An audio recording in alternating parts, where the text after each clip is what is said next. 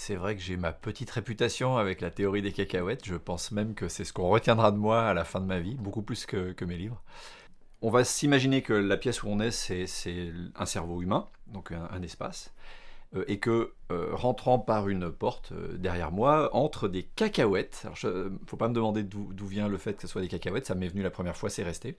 Ces cacahuètes, elles flottent dans l'espace, elles sont en apesanteur. Donc voilà, je répète l'idée, cet endroit, c'est notre tête. Les cacahuètes qui rentrent, c'est des informations. Ce que j'appelle information, c'est quelque chose qui me préexiste. Quelque chose que j'ai lu dans le journal, c'est un documentaire auquel j'ai assisté, c'est une discussion avec des gens. Tout ça, c'est des informations encapsulées dans une cacahuète. Elles flottent autour de moi dans l'espace. Et ce que j'appelle une idée, c'est quand deux de ces cacahuètes se percutent, et j'ai tendance à insister lourdement sur le fait qu'elles se percutent par hasard. Parce que si on parle de créativité, souvent on associe ça à l'idée du génie et une espèce de volontarisme du style, je sais pas, c'est comme si j'avais mérité, je suis génial. J'ai envie de casser cette espèce de mythologie de la créativité qui serait quelque chose qui n'appartient qu'à quelques êtres exceptionnels. Moi je crois que c'est statistique. Prenons l'exemple, je lis très peu. J'ai 3 cacahuètes dans mon hangar à cacahuètes dans l'espace là. Et bien ces 3 cacahuètes, faut les imaginer là en train de ricocher infiniment, parce qu'il n'y a pas de frottement, hein.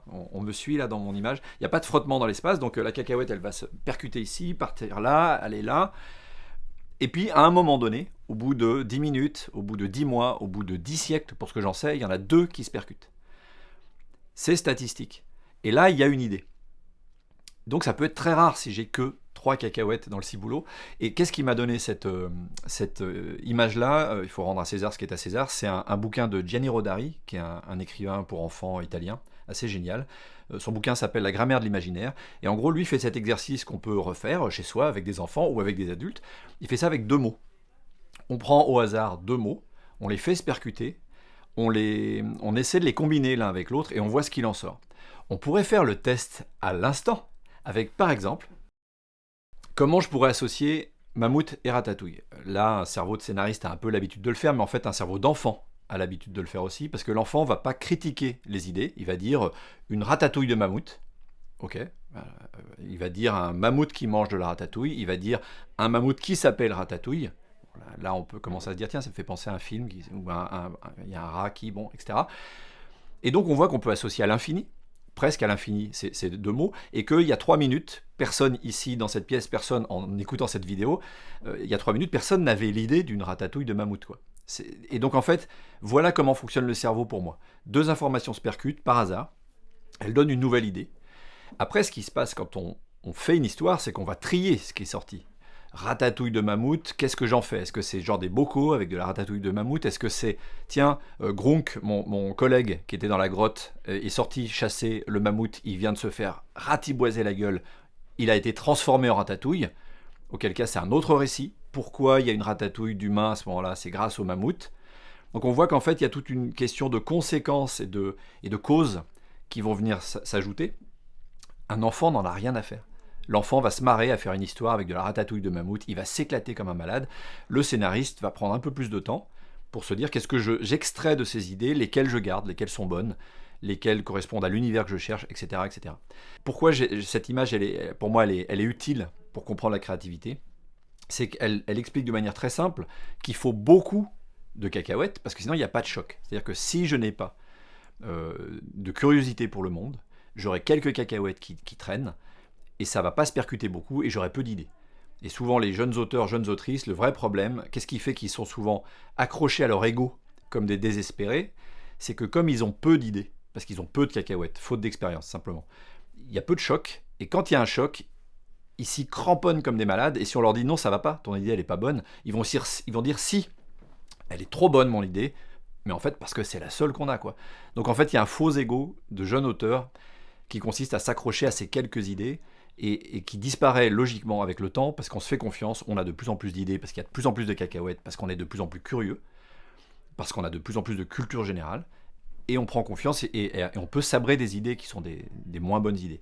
Et deuxième chose qui est importante, quand on a là utilisé mammouth et ratatouille, c'est que c'est très différent, et ça a bien fonctionné.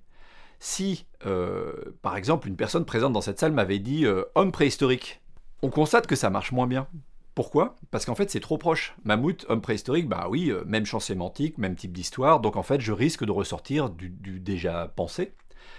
Donc en fait, on constate que non seulement il faut une quantité de cacahuètes, mais il faut une diversité de cacahuètes. C'est très classique dans la créativité, on sait que une idée, elle ressort à différents points du globe, à peu près au même moment. Elle était mûre, elle était là. C'est un grand classique de créatrice de se dire ah mince, machin vient de sortir le film que je m'apprêtais à écrire. Ben oui, mais parce que justement, au même moment, partout, les gens ont vu les mêmes films, ont lu les mêmes bouquins, ont les mêmes cacahuètes qui se percutent. Je sais, cette phrase, elle est très étrange, mais c'est ce qui fait qu'on va la retenir. Et donc, une même idée va sortir à plein d'endroits différents. Donc quelqu'un qui lit des mangas, je lui conseille une chose, c'est de lire autre chose que des mangas. Pas pour déprécier la lecture d'un manga, c'est génial. C'est pour dire, si tu veux avoir des idées originales, intéresse-toi à la sculpture Dogon au XIIIe siècle. Parce qu'il y a peu de chances, statistiquement, qu'un autre mangaka, que toi, lise ça au même moment. Donc en fait, la manière la plus simple de gagner en créativité, c'est de fréquenter des médiathèques, c'est de lire beaucoup de choses, d'être curieux de tout, avec beaucoup de variété, je l'ai dit, hein, pas seulement d'ailleurs des médiathèques, là, c'est aussi dans la vie de tous les jours, en parlant avec des gens, etc. Donc plein de cacahuètes différentes, ça se percute de tous les côtés, et là, on prend confiance. Parce que là, du coup, si un de mes collaborateurs me dit « Mais Fabien, ton idée là, elle est pourrie », avant, je serais resté en PLS pendant 3 mois en disant « Ah, mon idée !» Et j'ai vraiment vécu ça. Hein. C'est très violent quand on rejette une idée à laquelle on tient. Bah maintenant, je dis « Ok, il n'aime pas cette idée. Donc, je vais lui en fournir 15 autres. » Il a peut-être tort. Mon idée, elle était peut-être géniale, mais je la ferai avec quelqu'un d'autre. Donc, c'est plus une question d'ego. C'est une question de est-ce que c'est ajusté à ce que veut mon collaborateur ou ma collaboratrice. Et ça met dans une espèce de lâcher-prise et de joie que je souhaite à tout le monde. D'où le fait que je prends mon bâton de pèlerin de la théorie des cacahuètes depuis des années. Mes propres sources d'influence, elles sont infinies. Du moins, avec mes filtres, elles sont infinies dans le cosmos autour de moi. Moi, je n'ai pas une ouverture d'esprit infinie. Mais elles sont potentiellement infinies. Elles ont commencé de manière, soyons clairs, assez étroite. C'est-à-dire que j'ai commencé avec une approche de la culture qui était celle de ma famille, bon, qui au demeurant était plutôt ouverte d'esprit. Hein. Donc je tiens à préciser par exemple que je m'estime moi super chanceux, parce que je viens d'une catégorie de population qui avait accès à la culture, qui avait un goût pour la culture, appelons ça une petite bourgeoisie de province. Et je revendique ça, et ça permet d'expliquer d'où je parle aussi, ce qui est un sujet qui m'est cher, de savoir d'où parlent les gens. Et donc j'ai eu accès à la culture. Après, c'était une culture relativement classique, mais avec une appétence pour la bande dessinée, ce qui n'est pas le cas de toutes les familles des années 70, par exemple. Mes parents lisaient de la BD. Donc j'ai eu une entrée en matière vis-à-vis de la culture qui était celle de la bande dessinée classique d'une certaine époque, avec voilà, des chefs-d'œuvre comme pour moi Gaston, Valérian, Astérix, Lucky Luke. C'était du très classique, mais du très bon. Enfin, moi, je trouve que c'est hyper qualitatif. Euh, et je n'ai commencé à m'ouvrir à autre chose que assez tardivement en réalité. C'est-à-dire que je dirais que j'étais un peu engoncé dans une forme voilà, de petite culture. Et puis c'est en fréquentant des gens, en m'ouvrant au monde, en montant à Paris, comme un jeune Rastignac, que j'ai commencé à voir qu'il existait autre chose, que j'ai découvert ce qu'on a appelé la nouvelle bande dessinée, si on parle déjà de bande dessinée en tant que telle, à savoir l'équivalent de la nouvelle vague pour la bande dessinée, c'était les jeunes Turcs de l'association, c'était tous ces auteurs-autrices des années 90 qui étaient géniaux, et que moi je connaissais absolument pas. J'ai découvert l'art contemporain, j'ai aussi découvert le cinéma, j'ai découvert la musique, donc en fait tout ça c'est ouvert avec le temps. Et de ce moment-là, j'ai commencé à avoir une curiosité un petit peu plus universelle, entre guillemets, avec toujours des prismes hein, qui sont mes goûts, etc. Euh, et quand même l'envie d'être surpris par des choses que je connais pas. J'ai gagné en curiosité. Je parlais à l'instant des cacahuètes qu'on a dans le hangar. Une fois de plus, si quelqu'un entend cette vidéo-là à l'instant T, il va se dire mais de quoi parle ce type Il va sans dire que quand on bosse avec quelqu'un, c'est 2 hangars à cacahuètes qu'on met en commun et ça se percute dans tous les sens. Et ça, c'est génial. Et c'est pour ça que, personnellement, j'ai aucun regret de n'être que scénariste. Ça, c'est une sorte de vieille histoire entre scénariste et auteur complet. C'est de dire, est-ce qu'un scénariste est un auteur parce qu'il fait pas ses dessins? Alors oui, c'est un auteur. Maintenant, oui, il a besoin de quelqu'un pour faire une bande dessinée. Donc il y a une forme de fragilité à mon métier qui est qu'on a besoin des autres de manière existentielle pour exister. C'est un peu flippant au début, Et c'est ce qui fait que souvent on a envie d'être auteur complet au début. Moi j'avais un peu envie d'être dessinateur au début, mais ça m'a assez vite passé, précisément parce que j'ai réalisé toute la richesse qu'il y a à bosser avec quelqu'un. Je préfère 100 fois bosser avec une personne qui va justement me remettre en question, m'obliger à sortir de mes ornières, me pousser dans mes retranchements. Des fois c'est douloureux. Au début de ma carrière ça a été très douloureux, parce que j'avais pas confiance en moi. Mais maintenant je ne fais que kiffer le truc, quoi. Parce que précisément ça va m'obliger à écrire autre chose que ce que je ferais tout seul. Honnêtement, maintenant, je me connais assez pour voir que j'ai des obsessions, j'ai des sillons que j'ai absolument besoin de tracer constamment. Pourquoi pas, d'aucuns appelleraient ça le style. Et on bosse avec quelqu'un, par définition, on n'écrira pas la même chose. Et je me fais aussi un point d'honneur à écrire du sur-mesure pour mes dessinateurs et dessinatrices, du mieux que je peux. À savoir, je veux que mon scénario corresponde aux attentes de quelqu'un qui va quand même me faire l'infini honneur de bosser 1 an, 2 ans, 3 ans, voire des fois 15 ans, si on pense à Bruno Gazzotti, sur mes scénarios. Il faut vraiment que je fasse quelque chose qui va faire vibrer ce dessinateur ou cette dessinatrice. Je prétends pas que j'y arrive tout le temps, mais j'essaie vraiment de faire quelque chose qui va lui plaire. Et donc ça c'est génial parce que ça veut dire que je peux pas rester dans une espèce de zone de confort dans laquelle je pourrais vraiment très clairement me mettre, parce qu'il y a une partie de moi aussi qui a envie parfois de se la couler un peu douce et de pas non plus se remettre en question tout le temps, parce que ça demande un peu d'énergie quand même. Donc pour moi, c'est le fait de collaborer, précisément, ça va être de mettre d'un seul coup au pot commun des influences différentes, des choses, des domaines que je ne connais pas, que le dessinateur va m'apprendre à aimer. Ça fait des auteurs, je trouve, et ça fait que c'est pour moi le meilleur job du monde, des apprenants pour toujours. Moi, je pense que je serai étudiant jusqu'à la fin de ma vie, et j'imagine qu'une des dernières phrases que je dirais en mourant, c'est genre « Ah, ça, je connaissais pas !» Voilà, quelque chose de cet ordre-là. C'est pas une épitaphe géniale, hein, mais « Ah, ça, je connais pas !» Mais donc voilà, c'est ce côté éternel apprenant, moi, c'est ce qui me motive à continuer à me remettre en question. Je trouve ça génial. Quand j'ai des étudiants en scénario, je passe un très très long moment à leur parler de la critique et de la réception de la critique. Parce que c'est pour moi comme apprendre à tomber en aïkido. Si on n'apprend pas à tomber, on n'apprend pas l'art martial qui va derrière. Dit le type qui ne sait pas faire d'aïkido, hein, je parle d'une image. Moi je préfère danser. Euh, Accepter la critique, oui. Aller chercher les coups, non. Et je trouve Internet assez vite ultra violent, selon les canaux qu'on utilise. Hein, j'irai jamais sur X par exemple. Maintenant, inversement, ne pas du tout vouloir entendre de retour critique, ça serait une impasse. Donc là, il faut trouver un équilibre. C'est-à-dire que je ne vais pas chercher des critiques à la sortie d'un livre parce que je suis trop fragile. J'attends d'avoir eu deux trois retours très positifs, y compris biaisés. Je peux donner un exemple hein, avec un album récent. Un de mes voisins est venu me voir très gentiment et m'a dit j'ai adoré cet album. Et bah c'est bon, j'étais blindé. Il m'avait donné une espèce d'antidote à la méchanceté du monde. C'est-à-dire que je me dis, oui, maintenant je peux tomber sur Internet éventuellement sur une critique qui va me descendre, parce qu'il y en a. Hein. Enfin, je veux dire, en gros, c'est la force et la faiblesse d'un métier public. C'est que euh, ma boulangère peut me dire qu'elle a trouvé mon dernier album merdique, et elle aura raison si elle l'a trouvé merdique. Je vais pas la reprendre en disant, mais quoi, comment, est-ce que je vous parle de votre farine? Bah oui, si son pain je l'aime pas, je vais lui dire. Donc si elle a pas aimé ma BD, elle peut me le dire. Mais du coup, c'est très violent. C'est-à-dire que n'importe qui, à une fête de famille, peut dire je n'ai pas aimé ce que tu as fait là. Quelqu'un qu'on croise, qui connaîtrait mon boulot, va dire ça, c'est vraiment de la merde. Voilà. Donc en fait, c'est génial, tout le monde peut aimer. C'est horrible, tout le monde peut détester. Donc il faut vraiment s'écouter par rapport à ce qu'on est capable d'entendre. Et donc au début, lancement d'un livre, sauf à être très sûr de moi, ce qui peut arriver hein, des fois, la cuisine des ogres, quand c'est sorti, j'étais tellement content de ce qu'on avait fait que je me suis dit, bon, alors les gens qui aiment pas, là, qui gèrent leur truc, quoi. Parce que je suis content. Mais c'est rare hein, que je sois vraiment sûr à 100% de la sortie d'un album. Donc la plupart du temps, je suis en PLS. Et d'avoir ce petit antidote qui, là, par exemple, m'a été fourni par un voisin généreux, bah c'est ma manière de me dire, n'empêche, rappelle-toi, que ton voisin qui lit pas tout le temps de la BD, qui aime pas tout ce que tu as fait, là, il t'a fait un retour positif, ça veut dire, ok, quelqu'un quelque part t'a entendu.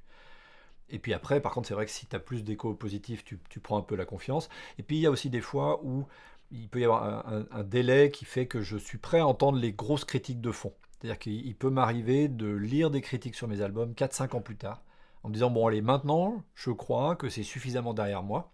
Par contre, ça peut être un peu violent, quoi. On se rend compte que la BD qui a fait sa route, voilà ce qui a été vraiment dit. C'est-à-dire que là, d'un seul coup, c'est sans filtre, on se sent prêt à y aller. Je dis pas que je m'astreins à le faire, mais je m'interdis pas de le faire de temps en temps, pour quand même avoir la vision la plus lucide possible de ce que les gens penseraient statistiquement de mon art, ce qui veut pas dire grand-chose, mais me faire une idée. En gros, je plais à peu près à ces gens-là, je plais pas du tout à ces gens-là. Ce qui m'a été reproché sur cette série, c'est plutôt ça. Sachant que, pourquoi je mets beaucoup de guillemets à ça, c'est que sur un même bouquin de n'importe qui, on voit bien qu'on pourrait batailler des heures entre deux personnes, alors que c'est vu comme un chef-d'œuvre par l'un, comme une imposture par l'autre. Donc on va pas chercher, moi je cherche pas la vérité avec un grand V, je cherche une espèce de vision flottante et statistique de à peu près combien de personnes ont aimé, à peu près combien de personnes n'ont pas aimé, pour quelles raisons ils ont aimé, pas aimé. Tout ça est très flottant, tout ça est totalement biaisé. Ça dépend des fois d'une critique pour que ce soit un peu emmené dans une direction, si c'est dans une bonne direction, si c'est une mauvaise critique, dans une mauvaise direction.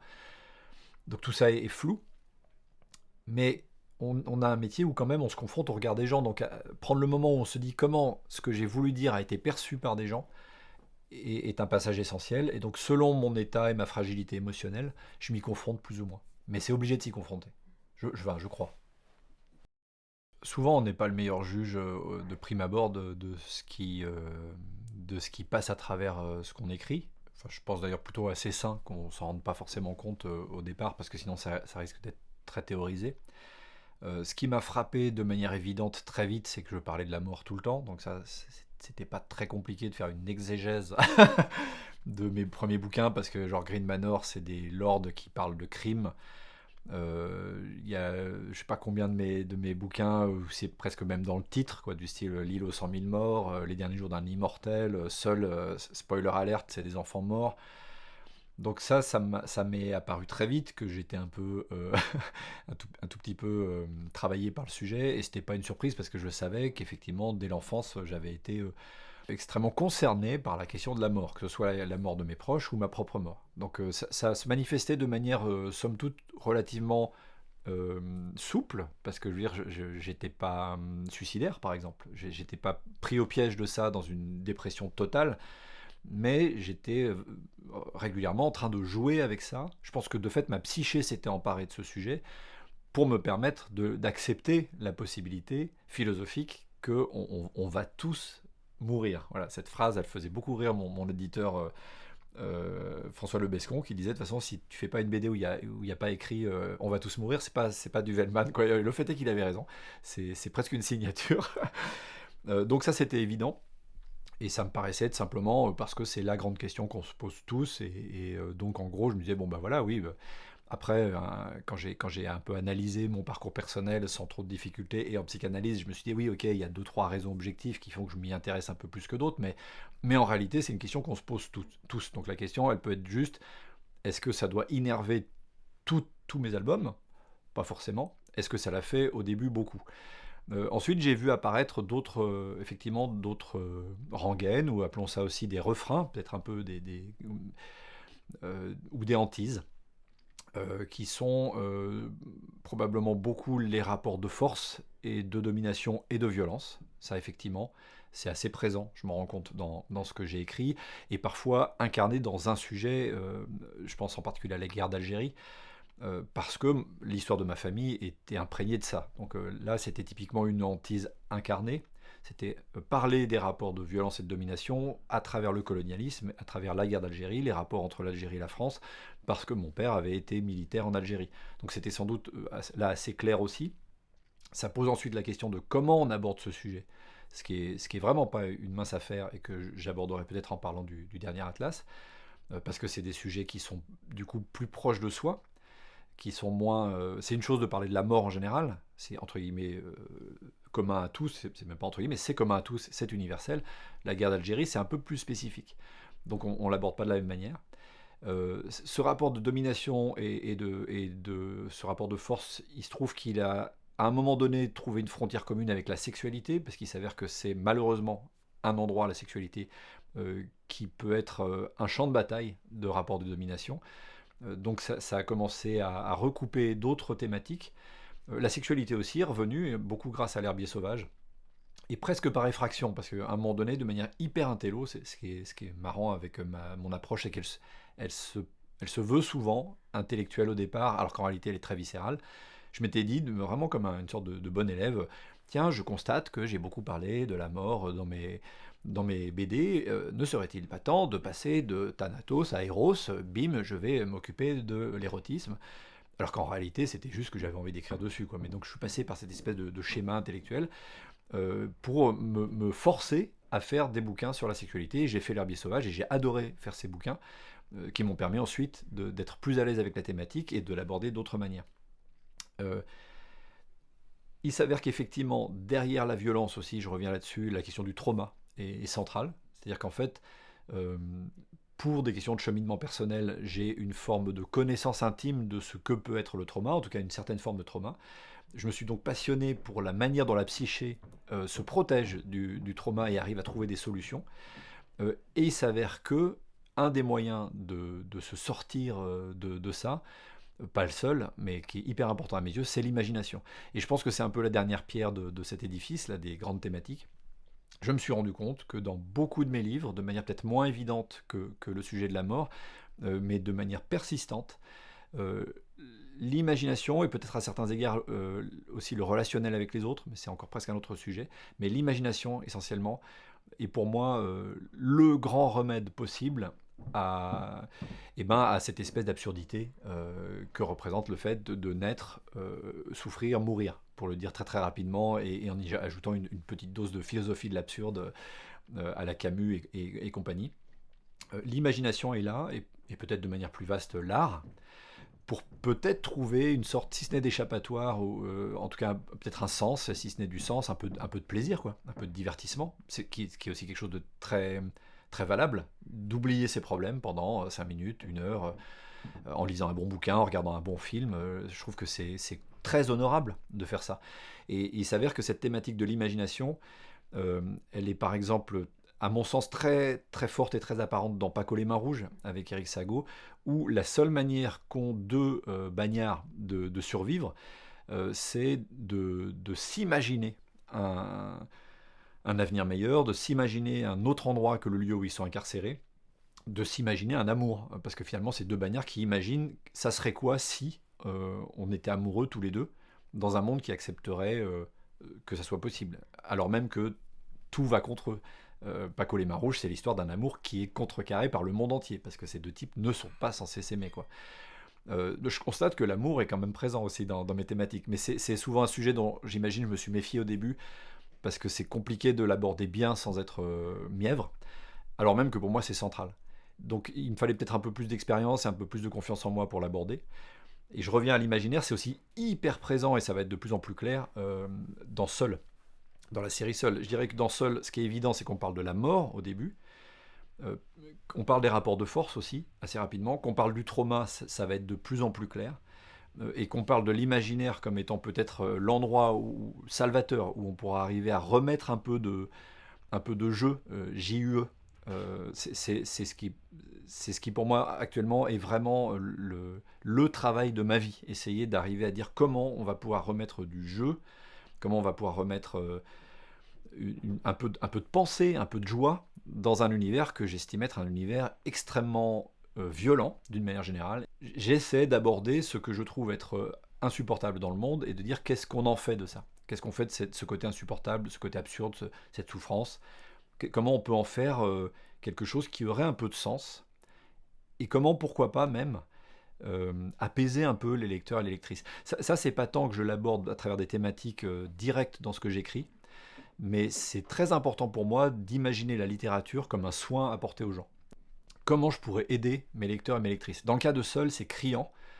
Euh, j'ai vraiment pensé très consciemment que j'allais écrire une BD pour les enfants qui ont peur de la mort. En fait, tous les enfants, à mon sens, mais ou pour les enfants qui vont mal. Des fois, quand je dis ça aux parents, ça leur fait un peu peur. Ils disent attendez, vous dites que Seul, c'est pour les enfants qui vont mal. Je dis non, si vous préférez, Seul, c'est pour la partie qui va mal de votre enfant. Comme ça, ça vous met moins de pression. Mais en réalité, n'importe quel enfant va mal à un moment ou à un autre, n'importe quel adulte va mal à un moment ou à un autre. Seul, c'est une manière de dire à des enfants, de manière ironique, vous n'êtes pas seul.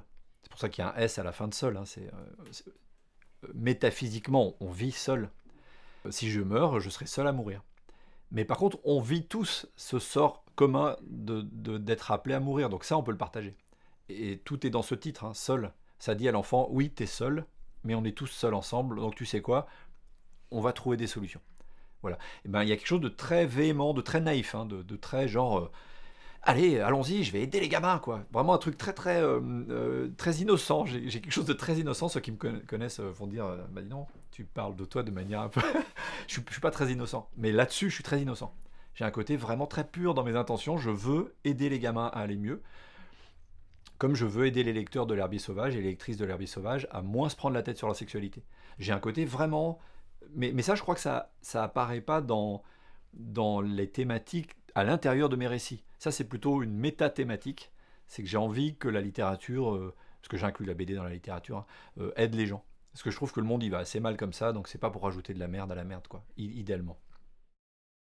Je suis aussi un peu à la croisée de deux mondes qui seraient d'un côté le mainstream, ce qu'on appelle le mainstream, la BD populaire, voire commerciale, et de l'autre côté la BD d'auteur avec un grand A. Sachant qu'à une époque, il y avait des chapelles entre ces deux mondes qui étaient plus clairement séparés. Dans les années 90, quand j'ai débuté, moi j'ai commencé vers la fin des années 90, mais c'était encore assez présent. On sentait un peu des clashs entre genre les vieux routards qui vendaient beaucoup et puis les jeunes Turcs qui débarquaient en disant ils faisaient que de la merde et nous on va te dynamiter tout ça et nous on sait que la BD c'est un vrai art majeur.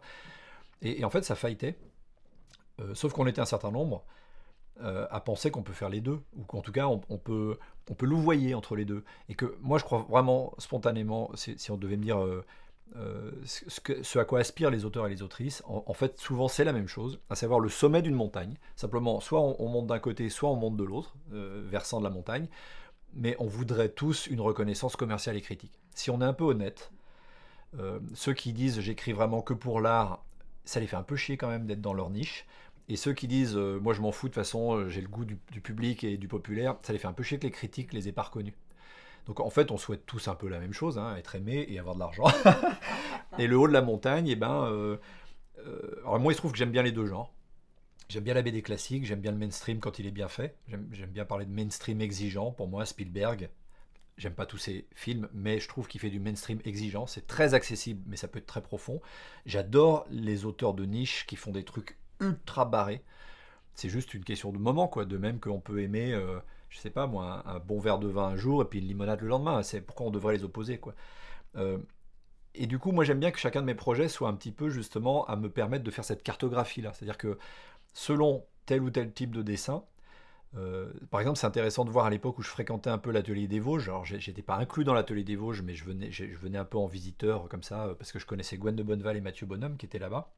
C'était un atelier pour l'expliquer où il y avait un peu justement toute la jeune garde qui monte, c'est-à-dire Marjane Satrapi, Asfar qui passait régulièrement, Lewis Trondheim passait, Nicolas de Crécy, Blin, Émile Bravo, enfin voilà, c'était un peu the place to be, quoi. Donc moi j'étais très impressionné par tous ces gens, mais je sentais que par exemple bosser sur un type de style comme Bruno Gazzotti, pour eux c'était dur à comprendre, quoi, parce qu'ils disaient mais c'est franco-belge, quoi, et c'est presque un peu un péché, enfin ils n'étaient pas non plus comme ça tout le temps, mais il y avait un peu un côté genre c'est limite une faute de goût de rester dans ce classicisme franco-belge là.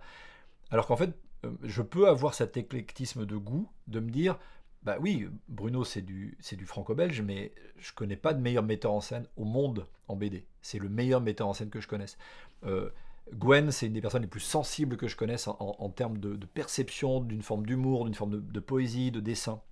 Franz Duchazo, il a un dessin extrêmement méticuleux, incroyable. Eric Sago, on pourrait croire que c'est une forme d'art brut, et en fait c'est infiniment plus intelligent. Enfin, j'adore l'art brut, soit en passant, mais c'est très pensé, c'est une fausse simplicité. J'ai eu cette chance de bosser qu'avec des gens pour lesquels j'ai à chaque fois une admiration immense pour un savoir-faire. Maintenant, il y a 10 000 façons de faire de la BD, donc il y a 10 000 façons d'envisager les savoir-faire.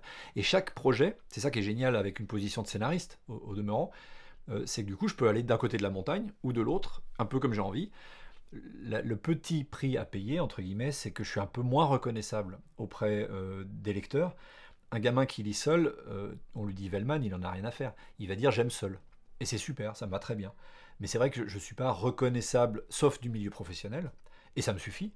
Euh, où là, effectivement, par contre, je suis suffisamment repéré pour que les éditeurs me connaissent, que la plupart des auteurs-autrices qui sont intéressés par ce type de BD puissent me connaître, en tout cas de nom. Et puis quelques lecteurs curieux qui vont dire ah si oui Vellman j'aime bien parce que mais ça sera rarement en disant oui Vellman j'aime tout ce qu'il fait, enfin en tout cas ça me surprendra un peu.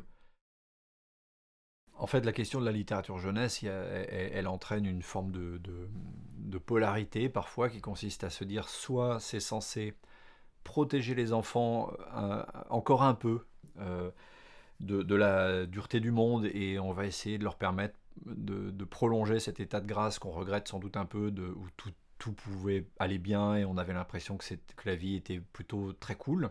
Ce que je peux entendre, hein, et peut-être qu'il faut aussi qu'il y ait des livres jeunesse comme ça. Et puis il y a une autre façon de voir la littérature jeunesse, on l'aura compris, c'est plutôt ma façon de le voir, qui consiste à essayer d'aider l'enfant à créer ses anticorps, en fait, à se préparer à la suite. Alors après, c'est comme tout, hein, c'est une question de dosage, mais à certains égards, j'imagine que ce qui me fait réagir comme ça, c'est que je pense avoir été un peu surprotégé quand j'étais enfant, du fait de mon parcours, qui a fait qu'à un moment donné, et c'est pas du tout un jugement de valeur, hein, mais mes parents ont pensé préférable de me protéger parce qu'ils pensaient que j'allais pas m'en sortir en fait avec le background qui était le mien, et peut-être que ça m'a sauvé la vie pour ce que j'en sais. Donc c'est pas pour juger ça, c'est simplement pour dire j'en ai vu les limites. Et je me suis rendu compte qu'à un moment donné, être enfermé dans une poche de coton, ne rend pas l'accès à la réalité très agréable, parce que du coup, le contraste, il est extrêmement brutal. Moi, j'ai l'impression que la littérature jeunesse peut avoir un rôle qui serait le suivant, euh, en délivrant une petite partie du mal, avec un grand M, qu'on sait être présent dans le monde. On permet à l'enfant de s'accoutumer à cette notion, de développer ses anticorps, de développer ses propres défenses, qui plus est de développer, pourquoi pas, dans la BD, aussi des solutions à ce mal, en disant oui, ça existe, mais il y a aussi tel et tel type de réponses qui t'aideront à aller mieux. Ce que fait par exemple un conte. Hein. Un conte ne nie pas l'existence du mal, au contraire, il y a souvent une incarnation du mal qui va être le loup, qui va être la sorcière, qui va. Voilà. Mais dit en même temps à l'enfant voilà le remède. Et voilà le mal, voilà le remède. Et je pense qu'avec ça, inconsciemment, l'enfant se fait son miel et du coup se dit, par rapport à telle et telle situation, ok, c'est très dur, mais tiens, j'ai déjà lu dans un bouquin que ça existait, donc déjà, par exemple, ça c'est hyper important pour moi. Déjà, je ne suis pas le seul à vivre ça. Je vais prendre l'exemple type de la cuisine des ogres. Je sors un peu de seul, hein, mais dans la cuisine des ogres, je voulais qu'un enfant, une enfant, plutôt d'ailleurs statistiquement, qui a vécu un inceste, puisse se dire oh punaise, dans cette histoire, en fait, ça parle de moi, quoi. Parce que je crois qu'un vrai gros problème qu'on vit quand on est face à quelque chose qui nous dépasse, la première réaction, surtout quand ça touche à l'absurde ou à une souffrance infinie, c'est de se dire non mais ça ne devrait pas exister ce truc-là, c'est peut-être même que je me l'invente, que ça n'existe pas ce truc, je suis peut-être même le seul à vivre ça. Je suis peut-être fou ou je suis peut-être folle. Je pense en tant qu'enfant, on peut être très nombreux à penser ça. Et après, on refoule du coup. Une première étape, c'est de se dire, tu sais quoi, ce que tu vis, ça existe. Et moi, il y a plein de choses dans mon enfance qui m'ont sauvé la vie psychiquement. Je prends l'exemple le plus classique, et là je reviens à Seul, c'est Sa Majesté des Mouches de Golding, que je cite tant et plus parce que ce bouquin a été cathartique pour moi. Je l'ai lu à 10-12 ans, c'était sans doute pas un roman pour enfants, hein, mais moi je l'ai lu à cet âge-là. Et si je mets de côté ce que je crois être la vision de l'humanité de Golding, que je ne partage pas, je précise, hein, parce que Golding, il a une vision du monde qui est extrêmement pessimiste. Mais c'est pas ça que j'ai aimé dans son livre. Ce que j'ai aimé, c'est de me dire, ok, un adulte a écrit un bouquin qui a été édité sur des enfants qui s'entretuent et un des enfants devient fou. Tout ça a été autorisé, tout ça existe, tout ça a été validé par des gens sérieux. Donc c'est que ça existe, quoi. Et en vrai, ce truc-là, ça t'autorise à te dire, je suis pas seul à être en train de me demander si je suis pas fou. Donc en fait, moi, je ne me mets pas à une échelle de valeur de la souffrance. Je pars du principe que n'importe qui, à un moment donné, peut perdre pied. Et que de lire dans un bouquin une expérience qui semble similaire à celle qu'on est en train de vivre, c'est déjà la première étape pour se dire, ok, il y a une lumière au bout du tunnel. Et après, par contre, il faudra aller trouver les personnes qui nous aideront réellement. C'est-à-dire que je ne crois pas assez peu au fait qu'un livre sauve la vie. Mais à certains égards, Sa Majesté des Mouches m'a un peu sauvé la vie. Donc exemple contre exemple. Et c'est aussi pour ça que je me dis qu'il y a un rôle de soin. Ceux qui disent protégeons l'enfance, ce qui me gêne là-dedans, c'est que je vois pas comment un livre protégerait l'enfance de ce que l'enfant voit et vit tous les jours dans sa vie. C'est-à-dire que je peux tout à fait... oui, je peux oublier le monde en lisant Oui, oui, à l'école des fleurs. Pourquoi pas? Et ça peut être très sain d'oublier le monde un moment.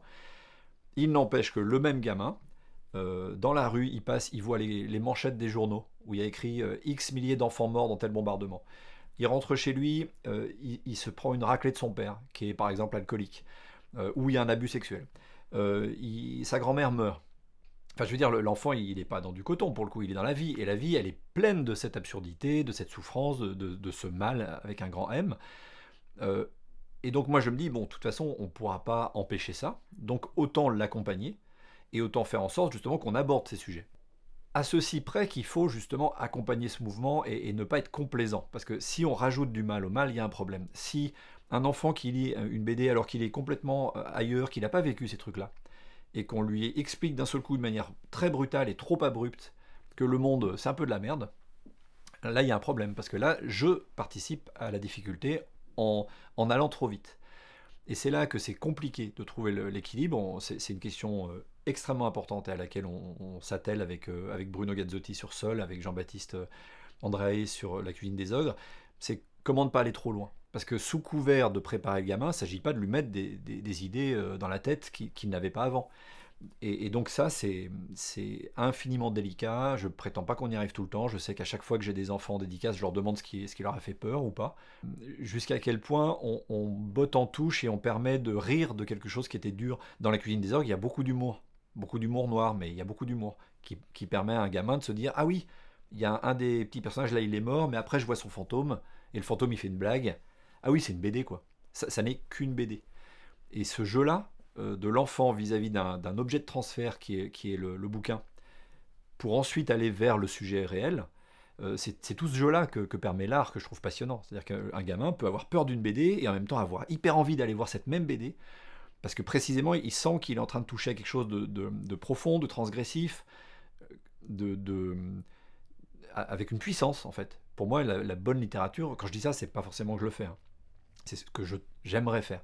Mais les grands bouquins, les grands chefs-d'œuvre que j'ai aimés, c'est des bouquins puissants. Ils vibrent, quoi. Ils sont radioactifs, je sais pas, ils te brûlent un peu, puis en même temps, il y a une énergie là-dedans qui te fascine. Et le gros avantage de la BD, c'est que si on en a marre ou que ça nous fait trop peur, on ferme l'album, on le pose et on le lit plus. Alors qu'un film, moi, mes vrais traumas artistiques, c'est par des films que je les ai eus. Des trucs que j'aurais pas dû voir, qui passaient l'après-midi à la télé. Comme un con, j'ai regardé ça, et là, oui, j'ai été traumatisé, et pas dans le bon sens. Il faut que ce livre, si quelqu'un vit la situation traumatisante, mais n'est pas prêt à la gérer, il peut être lu, il faut qu'il puisse être lu, comme un conte, un peu impressionnant. Je le referme, je pense à autre chose, et puis la psyché de l'enfant maturera ce qu'elle a besoin d'en faire.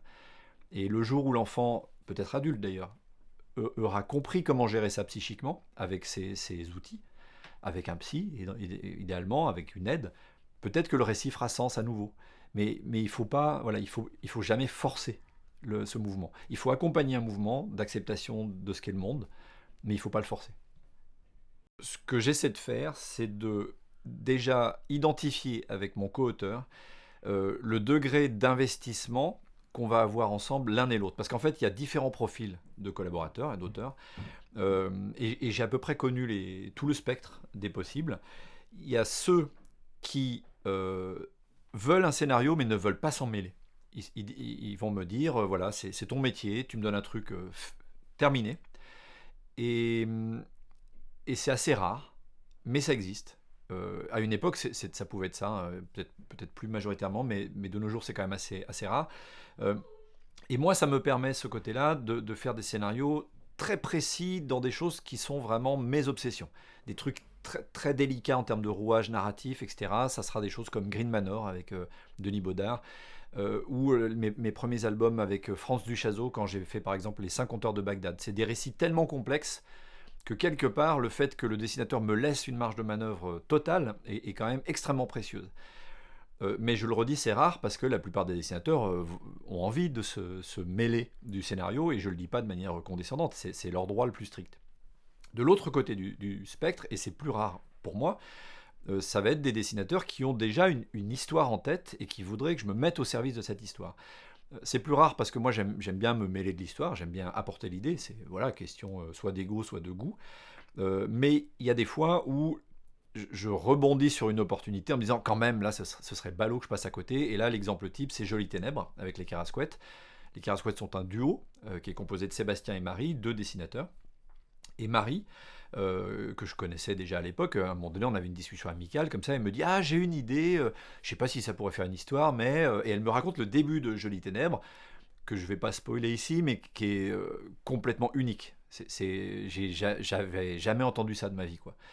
Et donc à l'issue de ce moment où elle me dit qu'est-ce que t'en penses, je sais pas si je dois en faire une histoire, moi j'étais juste scotché et j'ai dit écoute bien sûr qu'il faut que ça existe. J'ai jamais pensé une seconde qu'un récit pourrait commencer comme ça. Je veux lire ce que tu vas faire. Et comme je sentais qu'elle avait du mal à le faire seule, je me suis proposé d'être script docteur, en gros, de faire de la maïeutique, de l'aider à accoucher du scénario, en me disant l'histoire est trop bien quoi. Et en plus j'adore leur dessin, donc ça va être magnifique. Et puis de fil en aiguille, je suis devenu co-scénariste. Mais par exemple, voilà vraiment typiquement un récit dont je n'ai aucun problème à dire c'est d'abord l'histoire de Marie. Et si des gens me disent du bien du bouquin, je dis oui, c'est vrai qu'il est super et je le lis d'autant plus facilement que ça vient de Marie. Et que j'ai voulu me mettre au service de quelque chose de plus grand que ce que j'aurais pu imaginer moi. Donc là, j'ai donné deux extrêmes de ça. Et au milieu, ce qui fait la majorité de mes collaborations, c'est une sorte d'entre-deux qui peut varier en termes d'intensité, mais la plupart de mes co-auteurs sont prêts à bosser, pourquoi pas, sur une idée à moi, ou alors une idée commune, et vont ensuite être en discussion avec moi. Donc ça, c'est un peu le point commun quand même d'à peu près toutes mes collaborations. On va énormément discuter. On va énormément parler comme ça autour d'un café, à une terrasse, partir dans tous les sens. Moi, plus ça va, plus je demande à mes collaborateurs un mood board. Je leur dis, donnez-moi une espèce je sais pas moi, de boîte de chocolat idéale où il y aurait tous les goûts que vous aimez. Récemment, Jean-Baptiste a fait ça quand on a décidé de rebosser ensemble parce qu'on se connaissait depuis très longtemps et il m'a dit, et si on faisait quelque chose à nouveau? J'étais trop content. Et je lui ai demandé un mood board et il avait un mood board tout prêt, génial, où il y avait, voilà, tout ce que j'aime, c'est ça. Et je me suis rendu compte, avec ce mood board, que j'avais un projet qui matchait à 80%. Et il y a 20% qui rentrait vraiment pas dedans. Donc je lui ai dit, écoute, voilà, Jean-Baptiste, est-ce que tu serais OK pour La cuisine des ogres, qui répond quand même à pas mal de tes demandes, puisqu'il y a ça, check, check, check. Mais inversement, il y a des choses que je sais que tu adores, que je t'interdis de mettre dans notre projet. Parce que ça ne collait pas. Quand je dis que je fais du sur-mesure, c'est pas non plus un truc où je peux coller à tous les désirs de mon co-auteur, et d'ailleurs ce serait pas très sain. Et il a dit c'est super, c'est déjà super, à 80%, enfin c'est moi qui estime que c'était 80%, mais il a dit ça c'est bon, et le fait est que ça marchait complètement avec son dessin, et qu'on a fait La cuisine des ogres, dont je suis super fier. Donc ça peut être ce moment, voilà, le mood board peut être le moment où je me dis qu'est-ce que j'ai en tête, c'est quoi mes projets du moment, c'est quoi mes projets obsessionnels, parce qu'on y reviendra sans doute après. J'ai besoin, pour me lancer dans un nouveau projet, euh, en fait moi j'ai de moins en moins de temps disponible, parce que je suis très laborieux, je suis très lent, et je suis de plus en plus vieux. Et donc je sais que je vais pas pouvoir faire tous les projets que je voudrais avant de clapser. Donc je suis obligé de faire des tris assez conséquents de ce que j'ai envie d'écrire actuellement. Et donc il y a des projets que je porte en moi depuis très longtemps, qui sont pas encore complètement incarnés, mais que j'ai en tête. Et donc quand je rencontre un nouveau collaborateur ou une nouvelle collaboratrice, c'est le moment pour moi de me dire mais qu'est-ce que je peux raconter de vraiment important pour moi maintenant. Je le dis à la fois parce que je me dis je suis en train de vieillir, mais je le dis aussi parce que j'ai un vrai respect pour les lecteurs et lectrices et pour les libraires, et que je pense qu'il y a une saturation des librairies en termes de nouveautés, et que déjà j'ai la prétention de faire des nouveaux livres, c'est déjà limite quand on y pense, mais j'ai vraiment envie de me dire que chaque nouveau bouquin, il y a une nécessité à ce qu'il existe.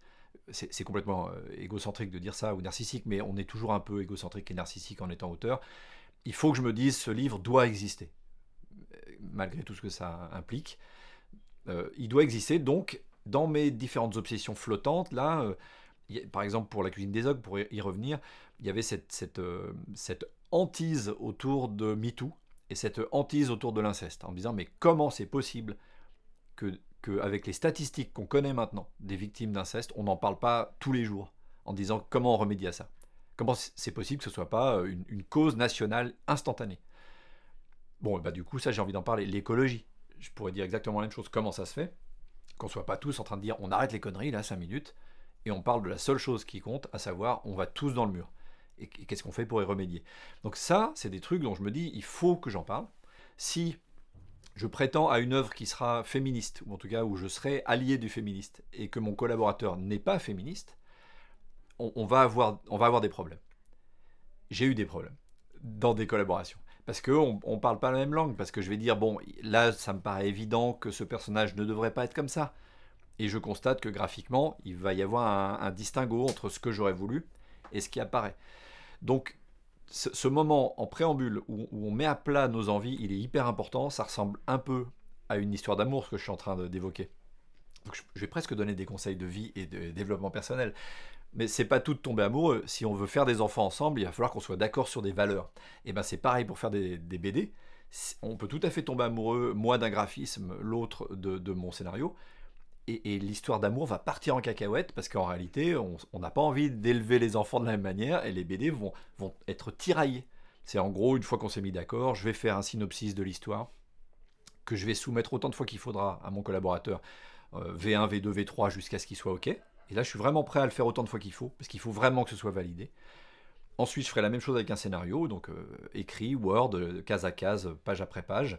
Je découpe assez peu de manière dessinée parce que ça m'est rarement demandé. Je peux le faire pour une scène compliquée, mais enfin voilà. Pareil, j'en fais une V1, V2, V3.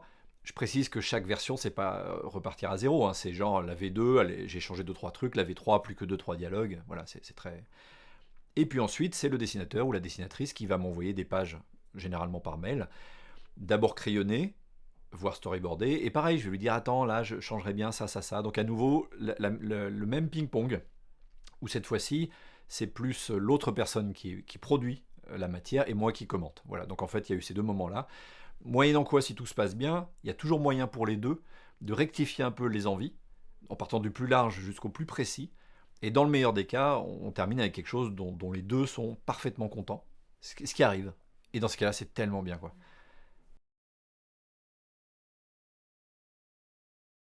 Les derniers jours d'un immortel, c'est un récit de science-fiction, mais qui ne s'apparenterait pas, par exemple, au space opéra où l'action prime, et qui s'apparente pas non plus à de la hard science, qui est un autre type de science-fiction, qui, par exemple, va être hyper réaliste. C'est plutôt une science-fiction théâtrale, je dirais, presque métaphysique. Ça ressemblerait presque à une pièce de Beckett, ou quelque chose comme ça. C'est-à-dire que, oui, on va dans l'espace, mais on va jamais expliquer comment. On peut changer de corps, mais on va dire que c'est une sorte de douche technologique, magique. Donc en fait, c'est vraiment juste un moyen de parler de l'avenir pour parler du présent en poussant les curseurs au maximum. Au lieu de se dire comment est-ce que ce serait possible de changer de corps, ça serait quoi la science qui le permettrait, avec Gwen de Bonneval, on a préféré se dire ça serait quoi ce à quoi aspire l'humain là tout de suite.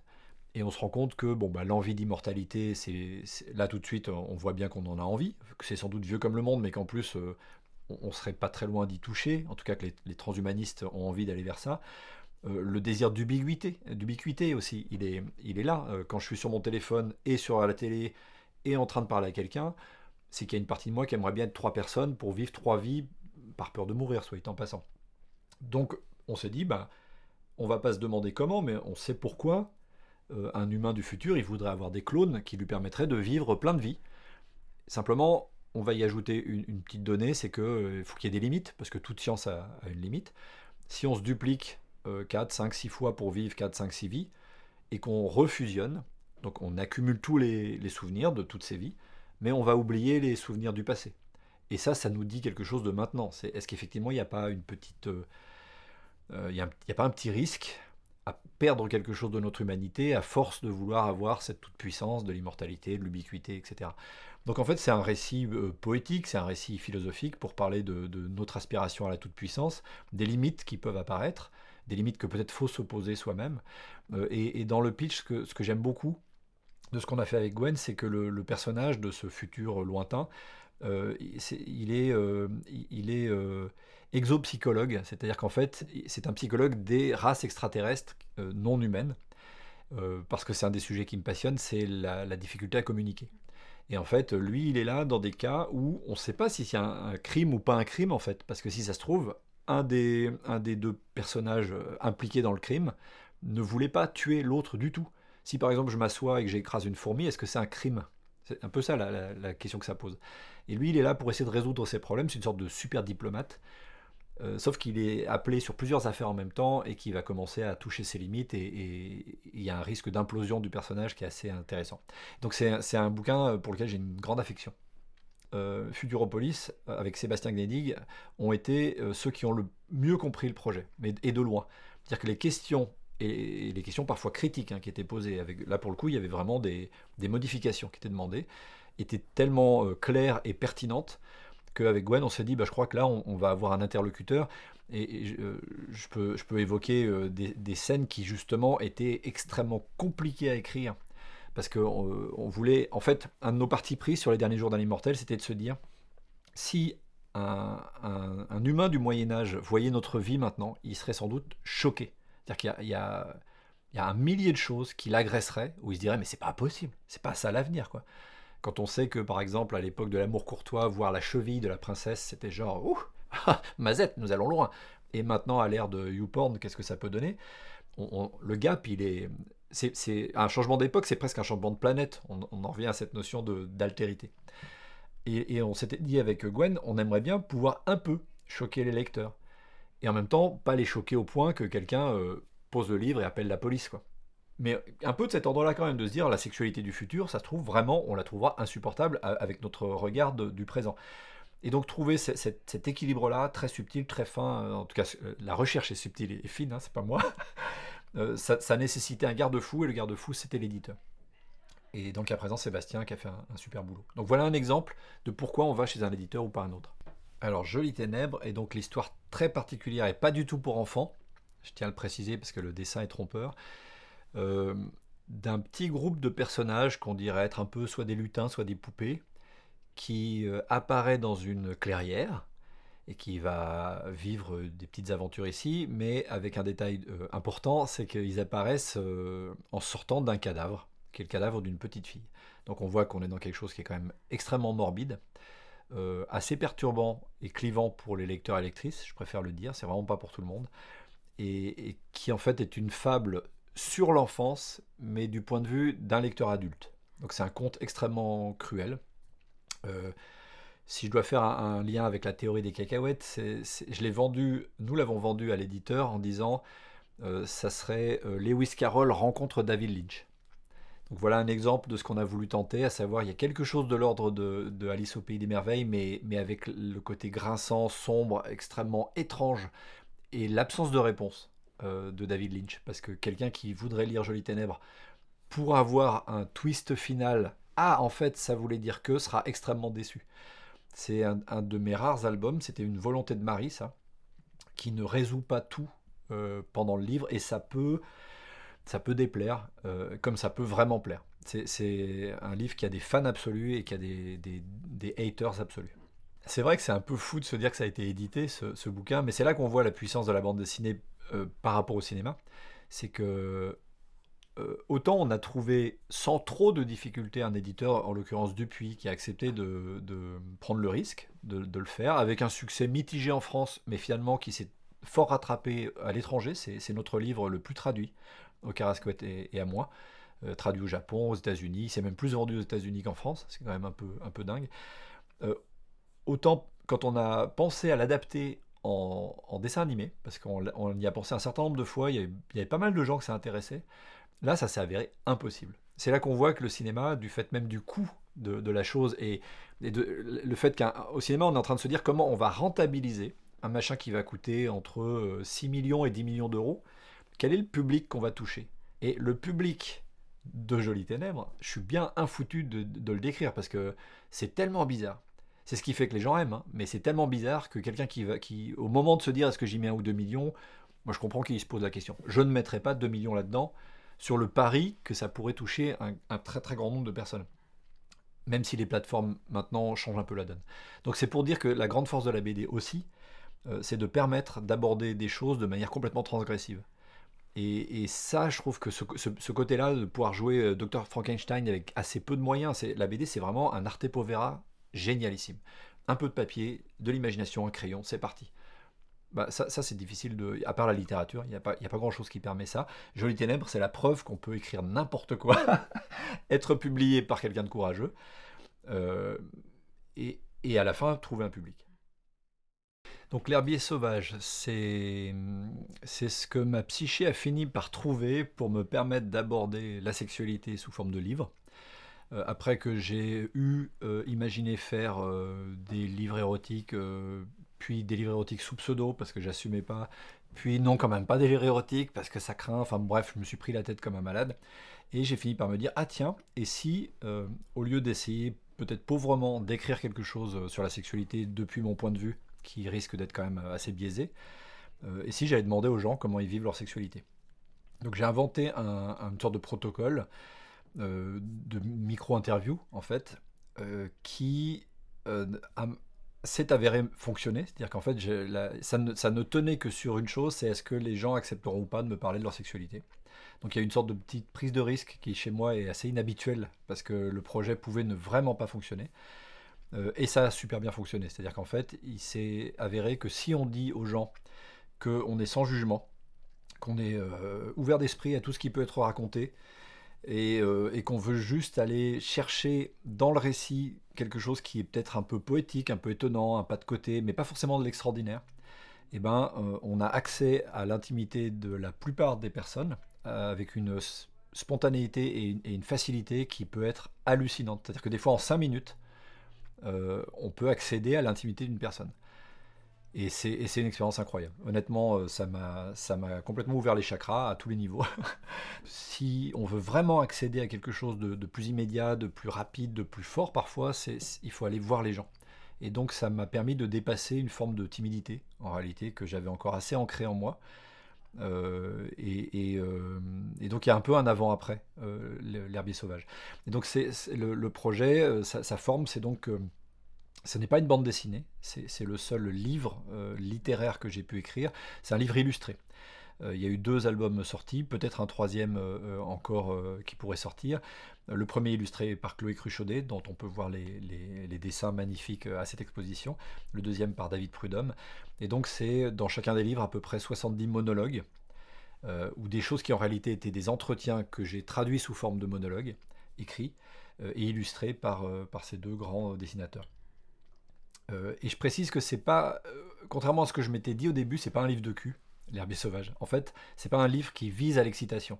C'est un livre où certains des récits sur ces 70 amèneront peut-être le lecteur ou la lectrice à ressentir une excitation, mais il y en a d'autres qui vont choquer, il y en a qui vont surprendre, il y en a qui vont sidérer. Et paradoxalement, comme pour la série seule, c'est vraiment une façon de dire aux lecteurs et lectrices, vous voyez, avec cette histoire-là, peut-être que vous allez trouver quelqu'un qui pense la sexualité comme vous, et vous vous sentirez peut-être moins chelou. Parce qu'en fait, je me suis rendu compte que la grande difficulté pour plein de gens vis-à-vis de leur sexualité, et c'était sans doute ce qui, moi, m'a amené à écrire ces bouquins, donc je peux parler de moi, c'est que je ne savais pas où me situer entre 2 injonctions qui sont d'un côté soit cool, tente des trucs, vas-y, si t'as pas baisé comme ci, baisé comme ça, bah t'es vraiment coincé. Et donc on est poussé un peu aux fesses en mode post 68 heures, il faut avoir vécu des trucs, et puis on n'est pas forcément très à l'aise avec ça. Et l'autre injonction, c'est genre n'en fais pas trop. Parce que si t'en fais trop en tant que nana, t'es une salope, et si t'en fais trop en tant que mec, t'es un porc. Et le problème, c'est que ces 2 limites, elles sont pas claires. C'est-à-dire que selon les gens, selon ses propres limites, elles sont fluctuantes, elles sont un peu floues. Et donc en fait, on est beaucoup, tous et toutes, un peu perdus entre ces 2 injonctions, et créer un espace de liberté de parole a été salvateur et pour moi et pour les gens que j'écoutais. Et si je devais évoquer ici alors l'expression de choc des cacahuètes en parlant de l'herbier sauvage est peut-être malvenue, mais si je devais parler de ce qui a créé ça, ça serait justement une approche très sociologique pour une fois, et une approche très narrative et picturale de l'autre. Donc une fois de plus, là, un mélange de genres qui n'est pas au niveau d'idées en tant que tel, mais plutôt au niveau de genre presque.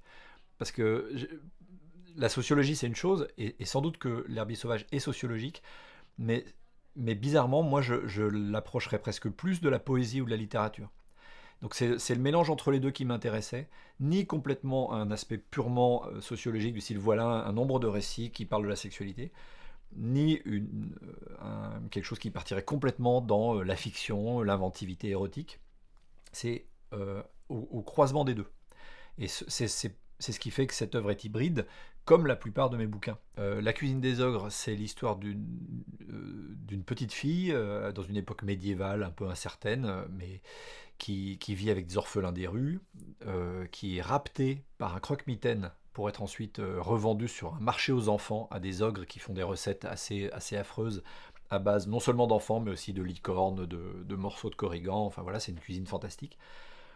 Et qui va s'avérer en fait cette petite fille extrêmement résiliente, extrêmement puissante et qui va arriver à s'en sortir malgré tout ce qu'elle va vivre. Et Dieu sait qu'elle va vivre des choses difficiles et son surnom le sous-entend puisqu'elle s'appelle 3 fois morte.